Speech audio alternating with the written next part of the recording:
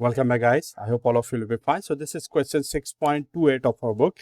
And the statement of this question is, researcher at George Washington University and the National Institutes of Health claim that approximately 75% of people believe tranquilizers work very well to make a person more calm and relaxed. Of the next 80 people interviewed, what is the probability that A, at least 50 are of this opinion, and B, at most 56 are of this opinion? Okay, so first of all, let me write the given data here. So the given data here is, first of all, we have to write the probability of the people who holds this opinion, and that is P, that is 75%, which is 0.75 in terms of the probability.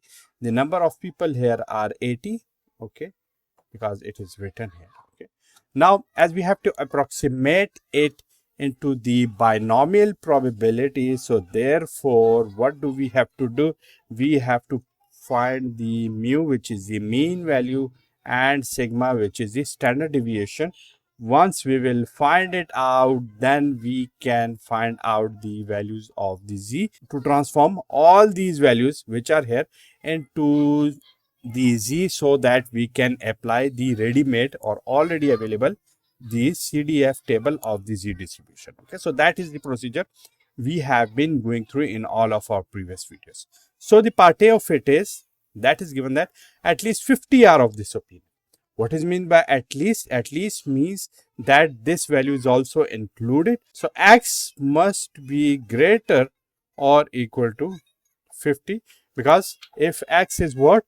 X is the number of people who holds this opinion. Okay, so that is it, and let me find the probability of it. Okay, here we can see that this 50 is what? This is the inclusive value which we have here. So therefore, in order to perform the binomial distribution over here, we have to go from normal to the binomial distribution, which is the same one as the continuous to the discrete distribution approximation. Okay, so therefore now this, as this one is also included here, so therefore in approximating it, what do we have to do? We have to write it the probability that x is greater or equal to what? That is 50 minus 0.5. Okay, that is 49.5. Why this? Because this is the continuous approximation or the continuous correction, in which if this inclusiveness is included, because of this correct sign, we have to subtract the 0.5 from the original value. If this was only greater than this, we would have included or added the 0.5. Okay, you have to keep it in your mind, because these are the rules of the continuous correction. Okay, so once it is found out, what do we have to do? We have to find the probability that x is greater or equal to z1. Let me call it z1. So what is the procedure here? We have to convert this value into this z1. Okay, so the value of z1 is now what? That is x1 minus mu divided by sigma. We don't know the value of sigma, we don't know the value of mu. These two values are unknown, so let me find them out. It is now mu is what? That is np. Sigma is np 1 minus p. Okay, these are the two values for what? These are basically the two values for binomial probability distribution. Okay, so once you will find it out, you have to put it here. Then once you will put all these values here, what will you get? Putting values here, this is 0.75 multiplied by 80. From here we will get some value. This is n is 80 again, p is 0.75, and that is 1 minus 0.75. Okay, you have to calculate it. You have to then put values here. What is the value of x1? X1 is here 49.5 minus value of mu, that is here, that is 0.75 multiplied by 80, dividing it over this sigma, which is what? That is 80 multiplied by 0.75 into 1 minus 0.75 is 0.25. Okay, so these are the values. Once you will find it out, the value of z1, you will put it here. Okay, and putting it here, we will have to find out the probability that x is greater or equal to z1. But as you know that the CDF table is not for this value. That is for the value which is the probability that x is less than or equal to z1. So therefore, in order to find out this value, we have to subtract it from 1. Okay, so this will give us the value which is here. And in order to find out the value of probability that x is less than or equal to z1, here we have to find out the phi of z1. Okay, how to find out the value of z1? That is from the CDF table, which is here. Let me show it to you. This is the CDF table. If the phi of z1 was minus 3.4, so therefore the value of it would be 0.0034.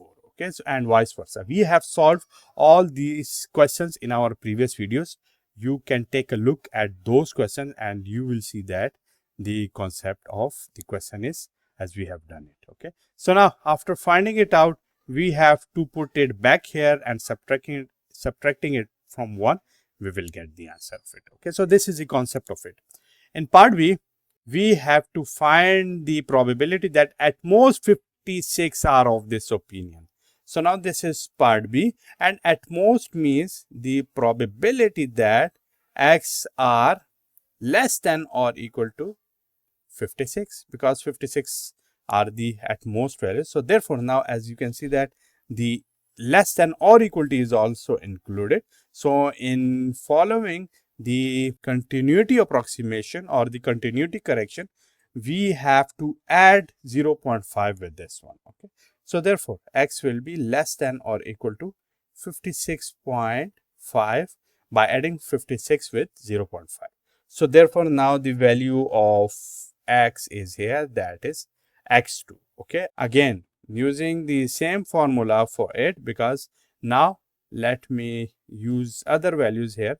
If this is x2, so x2 minus mu divided by sigma, it will give me z2, while the value of mu and sigma will remain the same because of the statement of the question. Okay, so once you will find it out, it is already in the form which is here. So therefore, once z2 is known, you can use the probability that x is less than or equal to z2.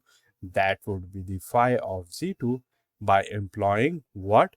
By using the z distribution table. Okay, so that is the concept of this question. Why I didn't solve this question? Because previously we have solved the question, but the only thing here worth mentioning was these continuity corrections. Okay, so this one, these are important. You have to take a look at these things, because probability that x is greater than 5 and the probability that x is greater or equal to 5, in correcting them we will have to follow the different rules. Okay, similarly, if we have another rule, just like the probability that x is less than some value, let me call it 7, and we have another value probability that x is less than or equal to 7. These are two different scenarios, and in dealing with them we have to correct them in separate manners. Okay, so that is basically the theme of the today's video. If you have any question, you can ask me in the comment box. See you soon.